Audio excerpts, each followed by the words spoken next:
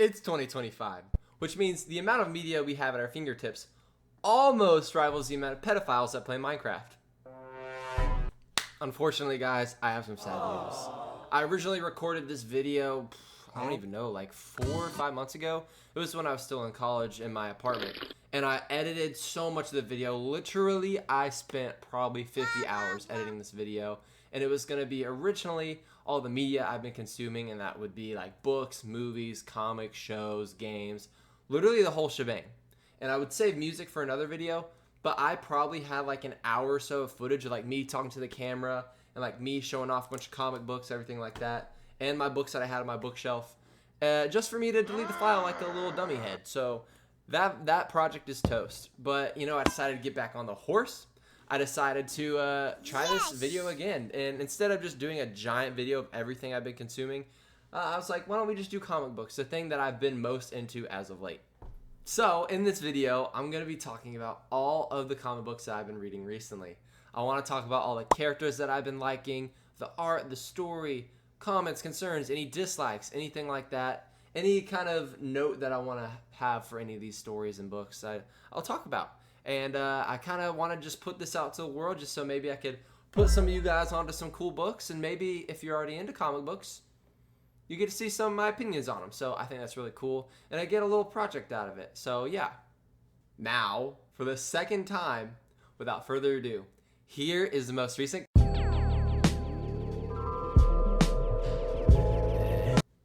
I just gotta grab them real quick. Boom. Also, side note, I got a bunch of other random comics. They're kind of older ones that I won't really be talking about. And I have a lot of comics that I won't be talking about. But there are a few over there that I think are kind of cool that I want to show. So they're going to be like flashing probably over here on screen. And yeah, that's all I want to say. I just kind of want to show the covers because they're pretty dang cool. Anyways, now we're going to get to the real stuff. Okay, so we're going to get started, and the first comic that I'm going to be talking about is... What? You thought I was going to tell you what I've been reading recently? Nah, I'm just joking. Absolute Batman. Dude, Bruce Wayne just aura farms every issue. It's actually insane. Like, it's the coolest thing ever. Like I've been saying, I've been just recently getting into comics for like the past 6 months or so. And this is actually the perfect time to get into comics because both DC and Marvel are kind of doing this thing where they create a new universe that is very different from the continuity that we all know and love. They make a lot of changes to the characters in the universe, and that's what makes it so fun and exciting. And also, no spoilers in this video. I don't like spoiling things for people, so there won't be any. But for Absolute Batman, Batman is actually not rich. He is an engineer and he works for Gotham. And his mom's alive. His dad's still dead. Get bozo. And Alfred actually has no connection to Bruce Wayne, obviously, because he's not rich.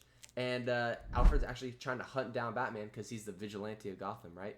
So it's really cool. Lots of changes. I'm not going to say what the changes are, but there's a really fun twist on his rogues gallery that I don't want to say. And if I want you to read for yourself if you're going to. But yeah, it's really cool. Batman in this is so mechanical. Like, he builds everything. It's very rough. It's very dark and gritty. And he's got lots of different gadgets. And his suit has, like, so many cool things to it. You see the spikes here. There's another cool thing that he has that I don't want to share. But you also see on the cover, Batman in his, like, little bat insignia. He literally has an axe as his logo that he can pull out and chop dudes with. It's the coolest thing ever. But yeah, this is some dark Batman, and not in a way where it's like dark source material. It's just like visually dark. But also, there's a lot of horror elements in this. There's a lot of stuff that happens later that you'll see that's pretty horrific. There's some horror elements, which I really love. I love that so much. I love when Batman gets scary. I love when Batman gets freaky, so it's really, really awesome. Yeah, I have one complaint, unfortunately, and there is a Mr. Freeze arc. That's not really a spoiler. If you're going to look into the Absolute Batman stuff, you're going to see Mr. Freeze on the cover. But There is a Mr. Freeze arc. It's like 2 or 3 issues, something like that, which is great. But I'm not a big fan of the artist they pull in because, I don't know, it just doesn't sit well with me. Art is subjective, and I get that, but it just wasn't my thing. And if you're into comics and you haven't read this yet and you need something to push you over the edge, Scott Snyder wrote this. So if you know who that is, I feel like that's all I really need to say. So yeah, Absolute Batman is absolutely peak. Okay, so next up is actually the series that I have the most of. It's a pretty thick stack, but that would be Transformers. Oh my gosh. I have always loved Transformers ever since I was little. I had all the clothes, I had all the toys and the action figures. I had everything. I watched the G1 cartoon, the original G1 cartoon, and I even watched Transformers Prime. If you know, you know, because that show was so peak. But anyway, this is done by Daniel Warren Johnson and art by Mike Spicer.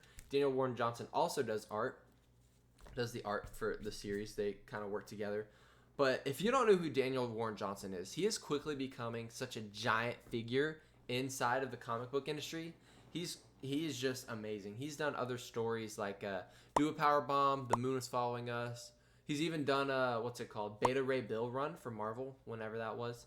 But he is really awesome, and I'm gonna tell you why. Because ever since the first issue, he does the best at humanizing the Transformers.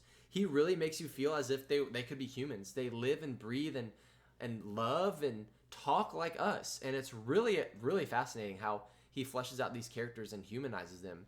And he also gives them all their distinct personalities. Not one is like alike at all. I mean, obviously there's similarities, but they're also different and unique. And that's what I also love about it. And the art is also super symmetric.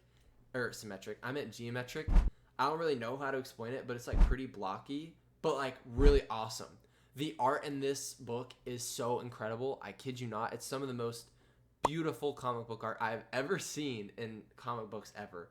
It's truly a spectacle, and I really love it. And honestly, another thing that Daniel Warren Johnson does really well in this series is make the human characters likable.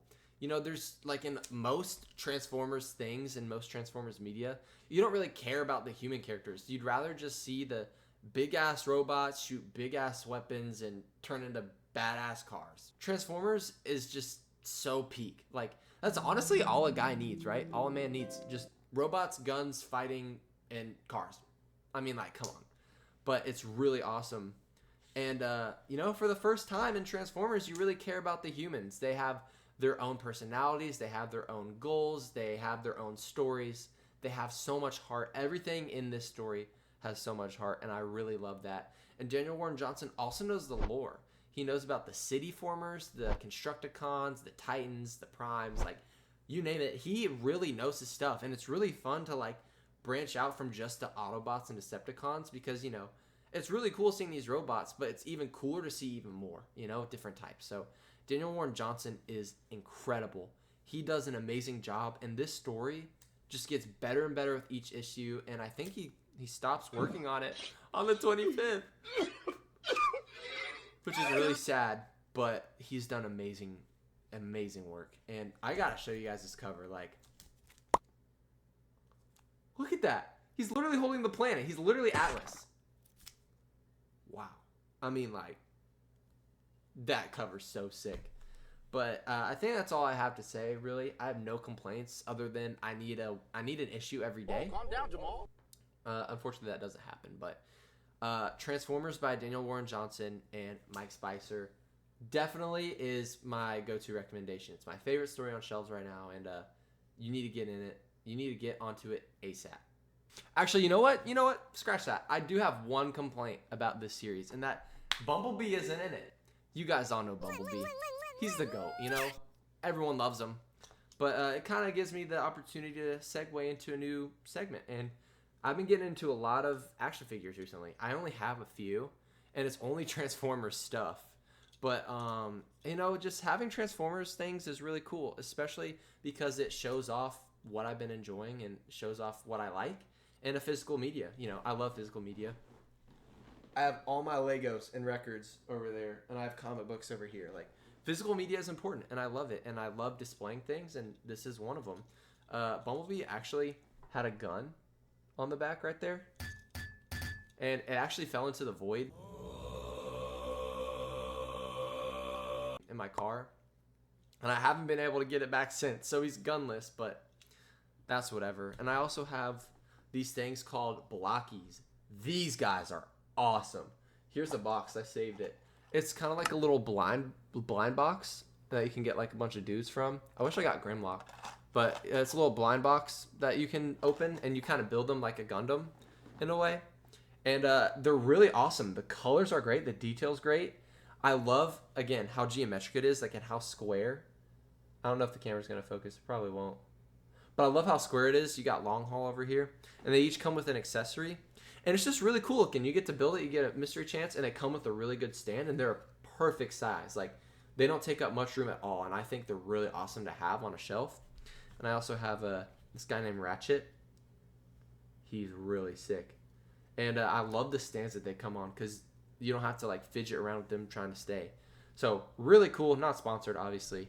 But I love these blockies. Blockies, if you are watching this, please send me every product you ever have, even the gigantic ones. Because they have the ones that aren't blind boxes, and they're like basically a Gundam. They're huge. But I really love these. I love having them on a shelf. They're really freaking cool. Just thought I'd talk about it because we were talking about Transformers. But on to the next one. What is that? As you guys can see by the whole new location behind me, I'm in a new place. So before I started making YouTube videos and started content creation, I didn't realize just how much back and forth there would be.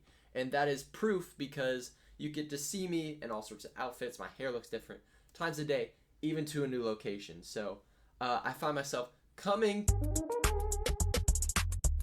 to the conclusion that there is a lot of back and forth with content creation.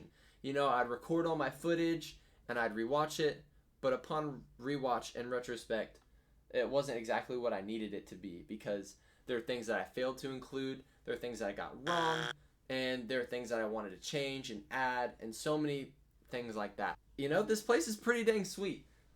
I really want to show you guys at some point. I will, I just don't know when. But that leads me to my next thing, and that is the obligatory YouTuber call to action. Guys, if you like this video, please like, subscribe, and hit the little bell when I upload, because this video took a very long time, especially when it came to summer working and also going back to school. So this took a long time, put a lot of thought and effort into it, and I thought it turned out great. And I don't know when the next upload is, so you need to hit the notification bell to get notified whenever I do post. And there's also a Discord in the description, and I think that's all you really need to know. But if you guys enjoyed, comment as well. Don't forget about that. Talk about the things that I talked about. Talk about the things that you like. Let's start a little discussion. And I think it'd be cool to foster a little community here. So, yeah, I think I've said everything that I need to say. And, again, I just hope you guys enjoy the video as much as I did. So, back to the video. Alright, so next up on the list, we have two giant Superman things. This is an omnibus, however you say it. It's basically just like a compilation of a giant story. Sometimes you only have one. Sometimes if the story's long enough, you have multiple. But this is Superman by Grant Morrison. I don't really have much to say about it other than, like, it's so cool. It's Superman's origin. It's all done by Grant Morrison, who we'll get to in a second. But the art is really good on this. And, you know, just like with every Superman story, they do a really good job at humanizing Superman. And one who is a character who is an alien and who is treated like dirt, but continues to do the right thing for humans even though they don't deserve it, which I really love. This isn't mine. This is my friend Eli's. Shout out Eli. He's a goat. He let me borrow it and read it. I'm currently like halfway through. I know it doesn't look like it, but I just haven't moved the bookmark. But this is really good. Grant Morrison is another one of the goats in comic books. And if you're going to read any Superman story, I highly recommend this one. And by Superman story, I mean like a whole story. Not just like a short one like the one we're going to get to. Like a story, like a giant series. So this is really good. I don't have a lot of exposure to any other Superman things other than these two that I'm about to show you, which you've probably already seen. But this is really good. And both of these stories, I'm going to say, my favorite part about them, what makes it so good, is the sci-fi elements. I did not know Superman was that sci-fi. There are so many cool things in both of these books that are so scientific that just like is right up my alley. I love when characters and heroes have like a giant collection of like relics and stuff. That's amazing. Like whenever I play Terraria, I like to have a trophy room and a treasure room of all like the rare things and statues that I have. And that's literally like what Superman does in both stories. It's so good. And the next thing we got is All-Star Superman. If you like, I feel like most comic book readers have even heard of this story because it's that iconic. It's what based the new Superman movie. It's that and Superman for All Seasons, which I have not read. But this movie roughly basically inspired the new Superman movie. And I have nothing to say other than like it's perfectly paced. It's perfectly sized. You get all of Superman's character, everything that you'd ever need inside of this book right here. I'll just say what it's about. It's about Superman and he's dying for some reason. I'm not going to say why he is put into a dying state. He might not even die at all. But yeah, this book, it tells you everything you need to know about Superman's character. Really sci-fi, really futuristic, really, really fun. And this is the embodiment of Superman's character. And it is just so fun. I could not put it down. I literally read this in 2 sittings. And it's just the best. So if you're looking to read Superman, please read the 2 that I just read. Because, you know, like I said, I don't know anything about Superman. These are my first Superman comics that I've ever read. And they got me hooked onto his character. I subscribed to the idea that Superman was kind of boring, that he was just really strong and defeated everybody, but that is not the case at all. That is very sad of me to assume because he is much more than that. So I highly recommend both of these books. Next up is absolute peak Ultimate Spider-Man. I just smacked the mic there. Oh my gosh, this story is so peak. It's so good. It's so close to being my favorite ongoing series. Transformers beats it, but it's really close, you guys. So just like what I was talking about over there with Absolute Batman, the Absolute Universe is a new take on a bunch of different characters in DC.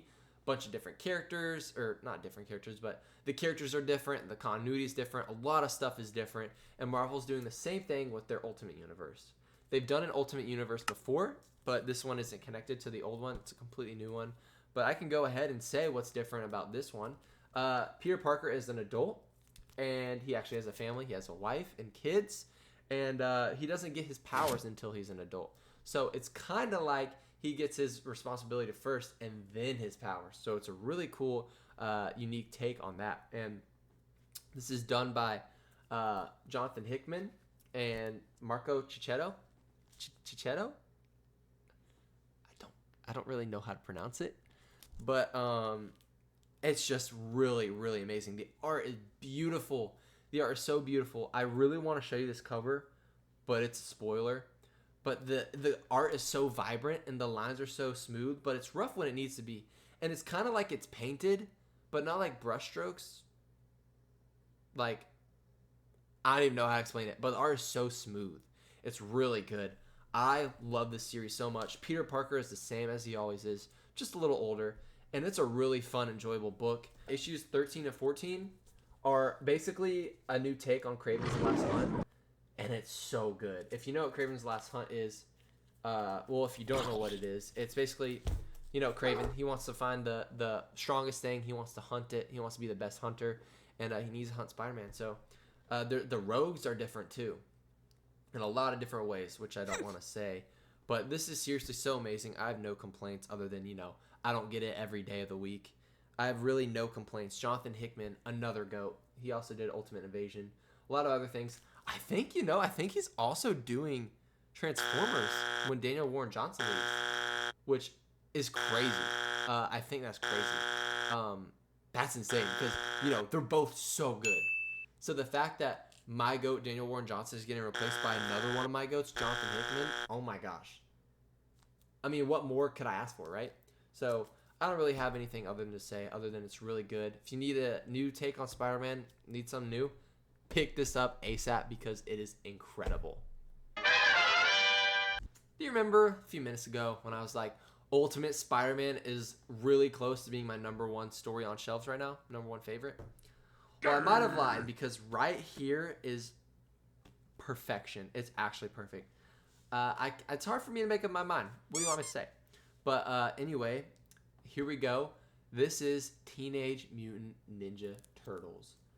This story is incredible. No flaws whatsoever. It is absolutely perfect. I have always loved Ninja Turtles. Even more than Transformers. I had all of the toys. I watched all the shows, all the movies. This was my multiverse of madness right here. I mean, if you've seen it, you would know. But I watched the 2003 cartoon. I watched the 2012 Nickelodeon 3D cartoon. Also, so amazing. There have been so many good mediums of Ninja Turtles, and I'm eating all the time with Ninja Turtles, and especially right now is even more true because this story is so good, you guys. Each issue is about a different turtle, at least the first 4, and each issue is a new artist just for the first 4, and each artist does so good. Each art style is so different, and I love how different it is, and they all look so good. But each of the first 4 issues go through a singular turtle and what they've been up to. This one is Raph. First one's Raph. Second one's Mikey. Third one is Leo, and the fourth one is Donnie. And each of them all the turtles are split up, all for a bunch of different reasons.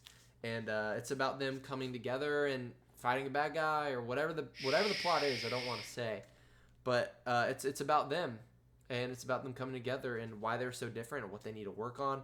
And after the 4th issue, in comes Juan Ferreira. I think that's how you say it, Juan Ferreira. His art is actually so close to, it's so reminiscent of Kevin Eastman and Peter Laird's original work. It's so gritty, and like the Ninja Turtles look so good. Like I can't even explain it. They just look so incredible. They look so badass, and they look like so scary and so awesome. It's incredible. I love the art in it. But the story is really, really good. Jason Aaron really understands the Turtles. He really understands that they're brothers, and they're not perfect, and they don't have the best relationships all the time.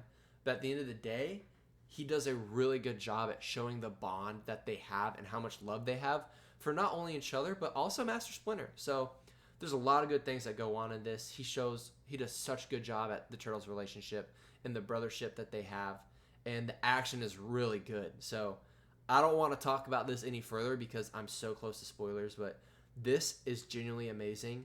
It's really tied with Ultimate Spider-Man. I have so much bias, but even without it, it is an amazing story that anyone could read. You don't need to know anything about the Turtles.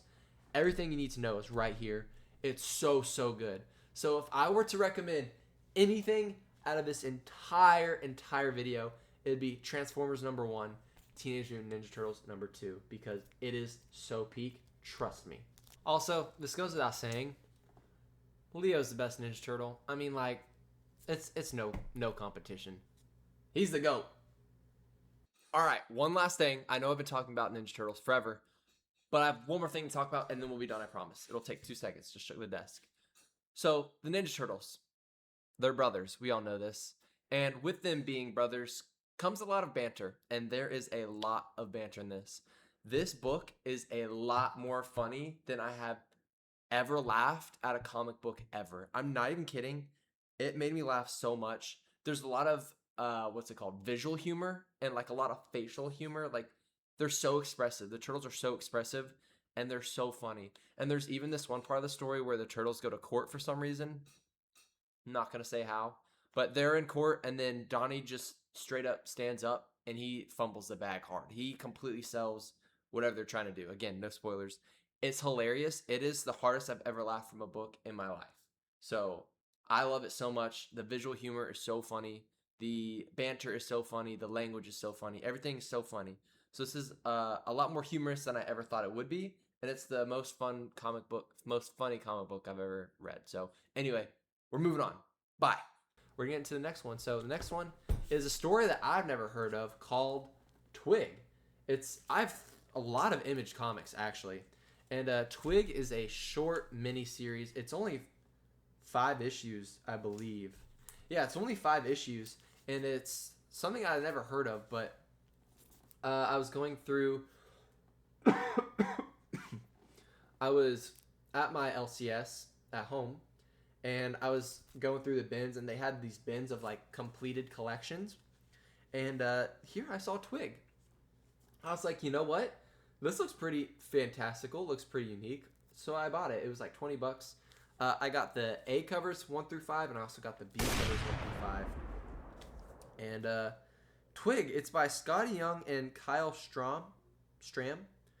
And I've never heard of this, but right away I'll say the world building and the fantasy elements in this is really unique. I love the art style, and it's really fantastical and whimsical, and it's really, really cool. It's about this guy named Twig. He's this little blue guy that you guys are seeing, but his dad was, I can't even remember what it's called, but his dad was like this explorer thing, and they kind of like prevent the world from being destroyed because they're called placers. That's what they're called. They place things and objects into a spot where they need to be so that the heroes of that universe can come and get them to use them to help defend whatever's going on in the world. So like they're not the main hero that's battling everything. They're kind of just prepping the hero to save the world. I don't know if that made sense, but it's a really unique concept, and the art is awesome. It's very fantastical. I love how whimsical it is. The characters are all vibrant. It's really fun. It's a really fun read. I do have some complaints though. The paneling is pretty simple, and a lot of the motives for the main character is pretty simple. So it's not very deep or compelling, but you know, it's a fun read. I'm not expecting Socrates, you know? I'm not expecting that at all. So really, really awesome. I thought it was fun. So yeah, Twig, if you want something different, I recommend it. It's really short, only 5 issues, so give it a shot. All right, so this next book is in Marvel's Ultimate Universe, and that is Ultimate Wolverine. This is really cool. I only have the first 3 issues. There's a lot more. I don't know how many there are now, but this is all I know, and this is all I have. But from what I have read so far, it's really fun. Wolverine in this is so badass and scary. He's feral in this, and when you want Wolverine, what more would you want? Like it's just so action packed. It's very action packed, but there's more to it. There's more to it than just claws ablazing.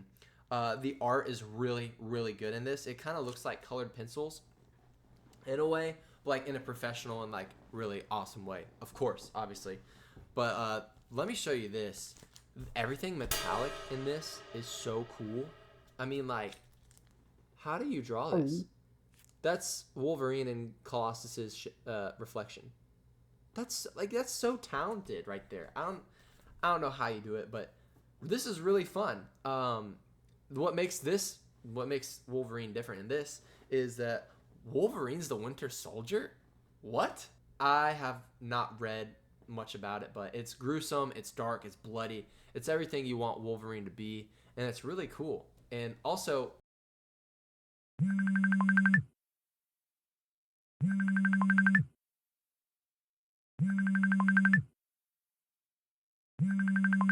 yeah, really, really fascinating. It's really awesome. I've only read 3, so I don't really have much to say, but the art is beautiful. And it's really fun. So if you like Wolverine, if you like him being feral and dicing people up, this one's for you. Last, but certainly not least, is the Invincible Universe's Battle Beast. This is a really cool story.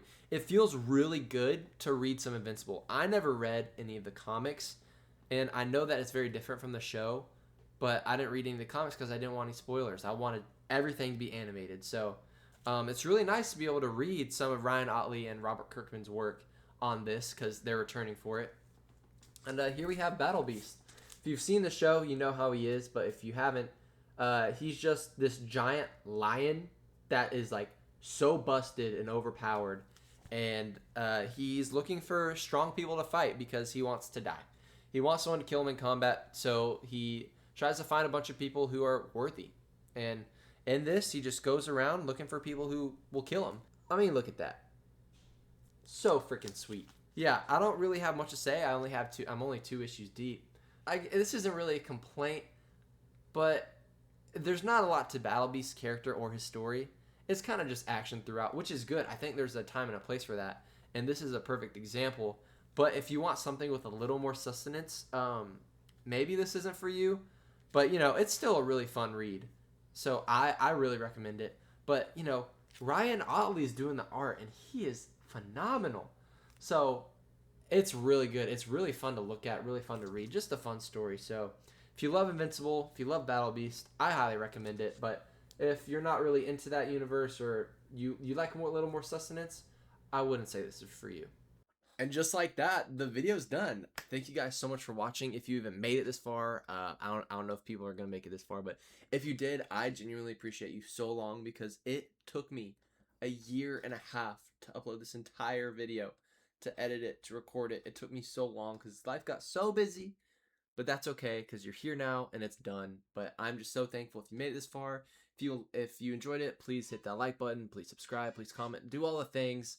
Hit the like or hit the notification bell to be notified of the next video, because there will be a next video, and it's gonna be I'm gonna let you in a little secret. It's gonna be a Ben 10 tier list. Ooh!